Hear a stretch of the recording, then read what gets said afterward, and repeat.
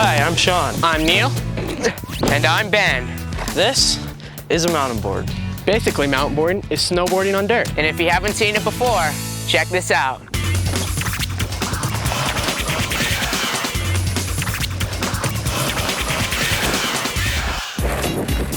A mountain board is a kind of skateboard on steroids. The decks are big and beefy, the wheels are made of rubber, and your feet fit in these bindings. There are many different ways to mountain board. Like big air, where riders go off jumps and try to get the most air they can and do their biggest trick.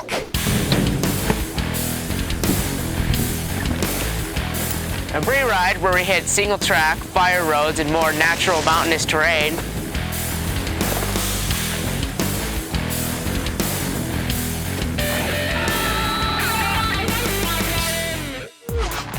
And border cross, where riders race head-to-head down a dirt track.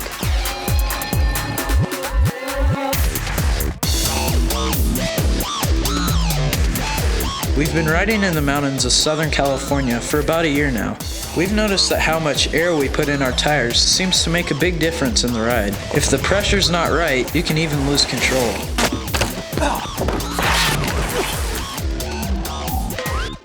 What we're trying to find out is which tire pressure will give us the most speed and control. We had to find a track where we could set up some obstacles and see how the tires performed. I like this track with a steep run-up and then a nice level path for carving left or right, while Neil wanted to use this steep hill. I say let's just start right here and just see how far we can make it. Let's just put cone right here, cone right here, cone right here, cone right here. One thing is we're gonna get going really fast on this. What do you think, man? I think we should use the other course because our tires are in contact with the ground the whole time. With this course, you're hopping up and down, so the height of the hop and the angle that you're turning with that is just, it's gonna be different every time. All right. Yeah. Well, let's go down to the other track and set that one up. All right. We put down a series of cones to mark our course. So you're gonna go on this side of the cone. Yeah. We'll ride the course at 3 different tire pressures: 10 PSI, 25 PSI, and 60 PSI. PSI means pounds per square inch, the measurement of how much air is in your tire. More PSI means your tire is harder, and less PSI means your tire is squishier. We'll run this course 3 times with each tire pressure. 10 PSI is pretty soft, 25 PSI is close to normal, and 60 is just rock hard. We'll rate each run from 1 to 5. Yeah. 1 being the worst control, 5 being the best control. Yeah. And we'll time it and see how fast we run the course. And see which tire pressure works the best. All right. All right, let's Sounds pump good. up our boards. Our first test will be the lowest tire pressure of the day, 10 PSI. What do you think is going to happen with the low tire pressure? I think with the low tire pressure, you'll probably make it more smooth, but it'll probably be harder to turn. And then at the end, you'll probably be going slower and you won't really be able to hit the jump. I think with the high pressure, we're going to be going really fast, but we're going to use a lot of checking off our speed and it'll be a lot sketchier, but we might make it through the course faster. We'll just have to see what happens. Okay, Neil, you ready? Yeah. Okay, 3, 2, 1, go.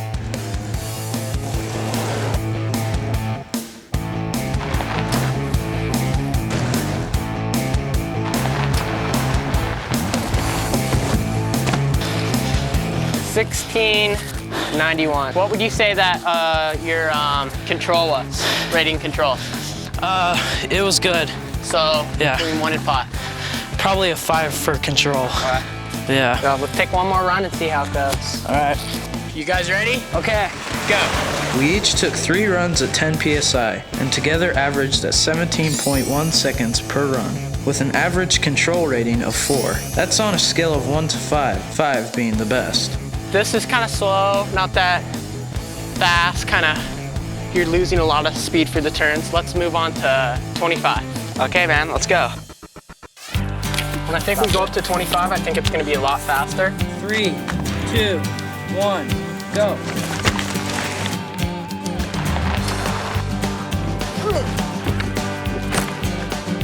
So again, we averaged our times to compare with our 10 PSI runs. 25 PSI was definitely faster at 14.0 seconds, but our control ratings dropped just a little to 3.8. Finally, we moved on to the maximum tire pressure, 60 psi. With 60 psi, we had so much speed off that first hill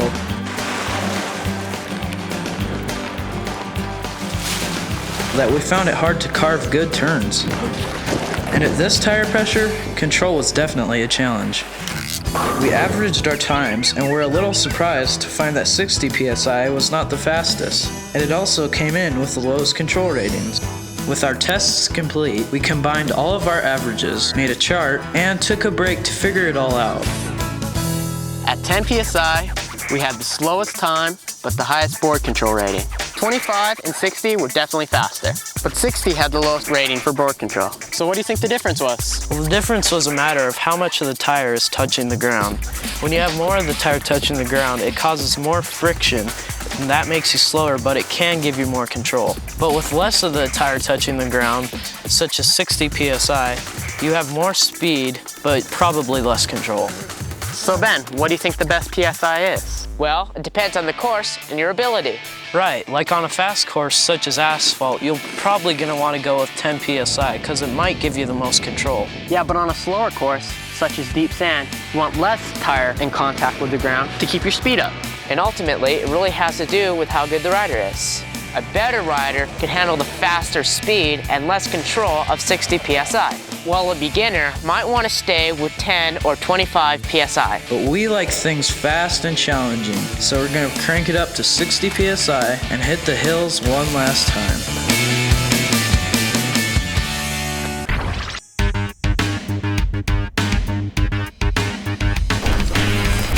We're really into hockey, so we're practicing our hockey moves on rollerblades.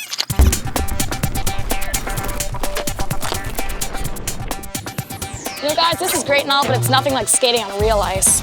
Well, maybe there's a surface similar to ice that we could use. What about a sports training center? They might have something for hockey players. Let's go! What is this stuff? Feels kind of smooth like ice. Well, it's a really hard plastic with a special liquid that makes it feel like ice. Danica, you want to give it a shot? Sure. There you go. Strong arm swing, make strong leg. That's it.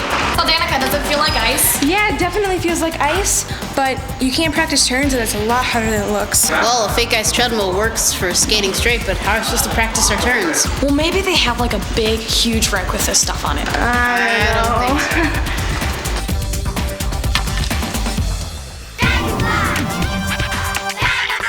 so. Sports.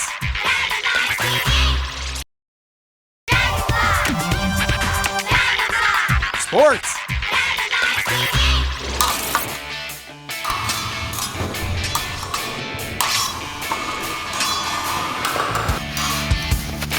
I'm Paula. I'm Melissa. Some people think fencing's old-fashioned, but it's got to have something going for it. It's been around for over 3,000 years.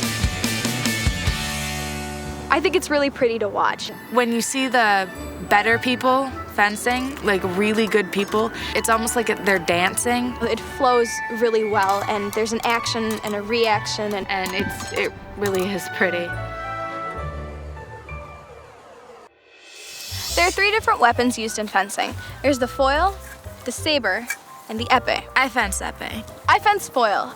Each of the 3 swords has different styles, rules, and techniques. I like the fact that it used both athleticism and your mind. I like having to think about each step and having to anticipate what your opponent's gonna do. Fencing is like chess for the body, in a way.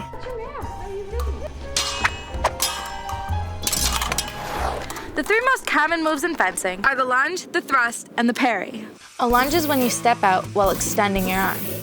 The thrust has no lunge. You extend your arm out with a quick thrust. Parry has a lunge, but your arm approaches from the side. In modern fencing, electronic sensors tell us when a hit is scored. Before that, a fencer used to report a hit by saying, ouch. These days, fencers can lose track of how hard they hit. That made us wonder, what effect does the energy of the move have on accuracy? to try and figure this out, we'll test our 3 moves: the lunge, the thrust, and the parry for energy and accuracy.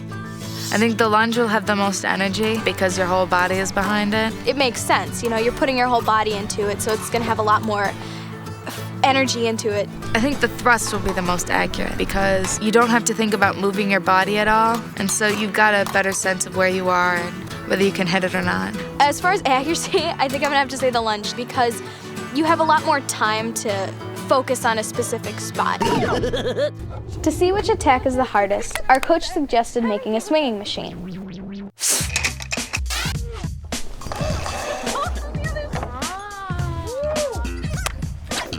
You aim at the target, and a counterweight on the opposite end swings back and moves the ruler. The more energy in the hit, the farther the ruler slides. We'll keep track of how far back it swings. First up is the energy tests. Okay, why don't we try a lunge, Alyssa? All right. Ooh, nice hit. 32.7 centimeters. Each of us will do the moves 5 times.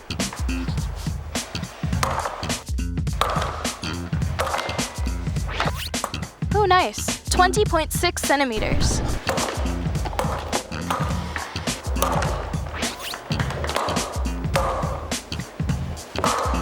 .4 centimeters. How'd they look? Well, you actually were higher than me. Huh. A good fencer has to be diligent. They have to have a certain grace about them. And not get easily frustrated and have a lot of discipline because there's so many things that can frustrate you. There are a lot of upsets in fencing and a lot of, setbacks. And so you just have to keep on working through them. And just think every point is just, as soon as it's done, it's done. You can't let it get to you. Oh, just hit me. That makes everything better. To test for accuracy, we set up a paper target of the areas we usually attack in fencing. We'll aim for the center circle and record where we hit. Nice. Again, each of us will do the moves 5 times, and we'll put a sticker on our chart representing where we hit. Ooh, nice. She did better than me, and she's a foilist. She did it. All right. Oh, wow, that was almost totally in the center. Ooh. Ooh. Ooh, that was a bad one. All we have left is the parry. Cool. Wow, good aim. It's on the 2. That was way off. Oh, that was a bad one. Oh my, those are horrible. I'm all over the place. Oh no! Both of us have a similar sense of humor, whether it's just, physical humor or mental humor, it matches. Paula is not bubbly, she's very happy. She makes it fun. When you fence her, she makes it fun. It's not a competition, it's just fencing, which is how it should be. You need that kind of friend. You need a friend who's fun to just, joke around with and punch at, and that's what Alyssa is to me. Thanks!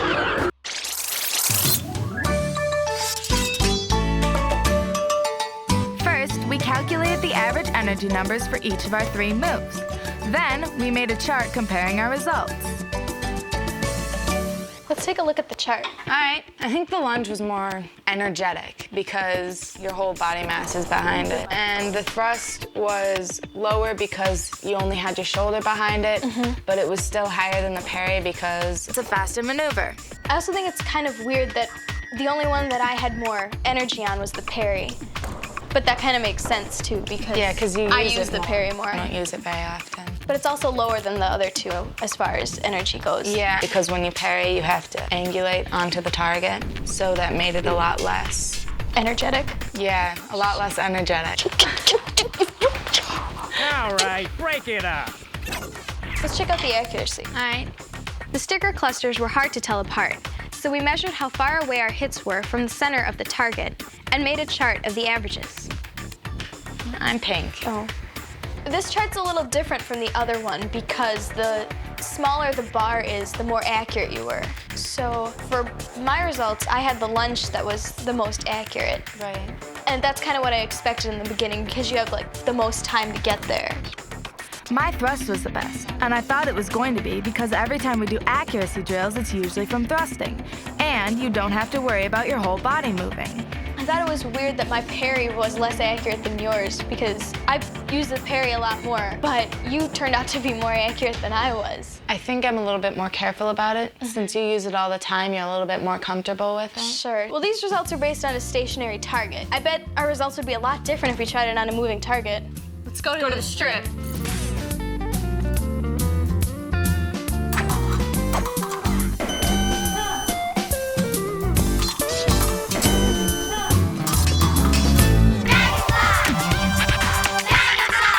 Sports.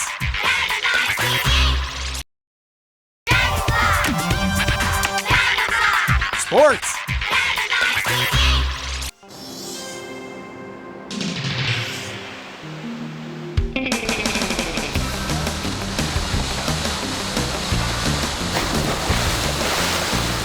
That's me, Aaron, and there's nothing I like more than catching a wave.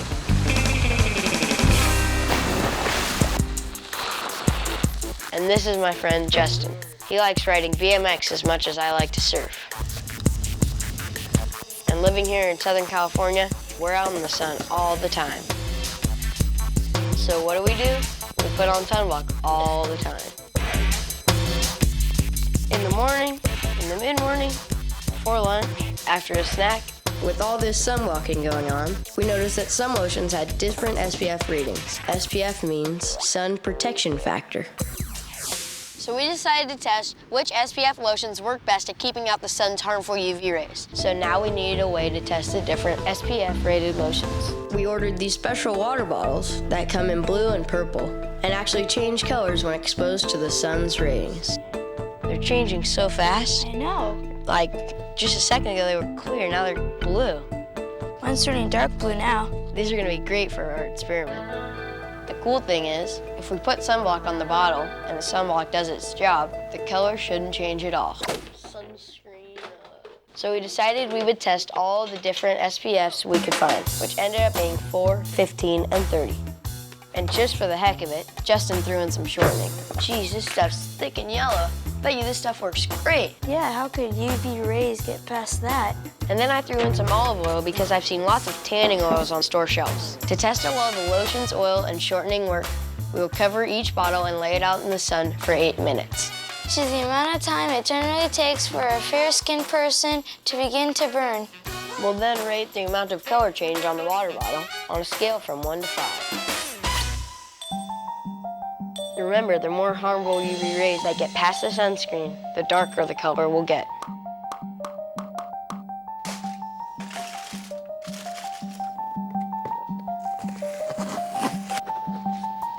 All right, let's go to the beach. Yeah. Let's go.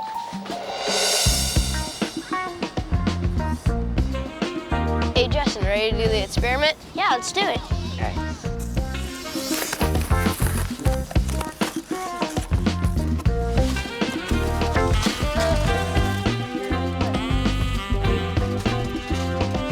8 minutes starting now. Cool. Geez, look at the 13 and the 15. I mean, they're not getting dark purple like that one. I Like know. the 4. I mean, those ones are keeping the UV rays away.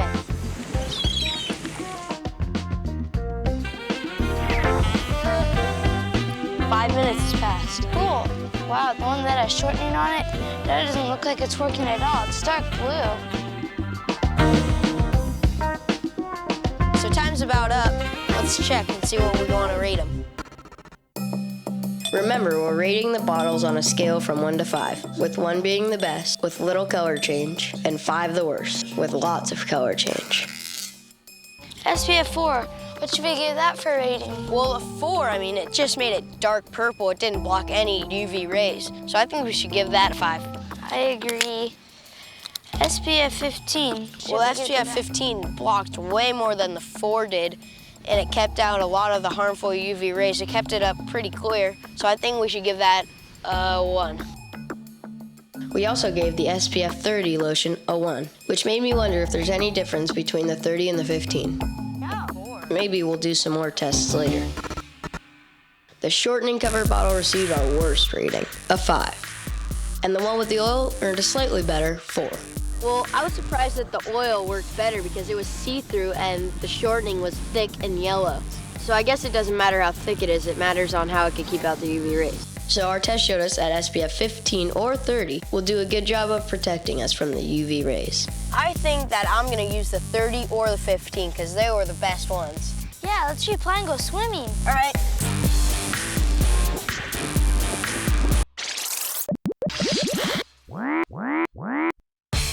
This is a crossover flywheel. It's a circular platform that spins. It's made with a special kind of plastic, and it's lubricated with silicone to make it slippery like ice. The angle of the platform can also change. The hockey player gets into a harness and skates on the platform. When you turn on ice, you do a crossover step and lean your body into the turn to keep from falling over. All right, ready to go here. On the flywheel, you also lean into the turn, but this time your lean is relative to the platform and not the ground. The feeling is realistic. Once you get used to it, you'll be convinced that you're skating crossovers just like on real ice.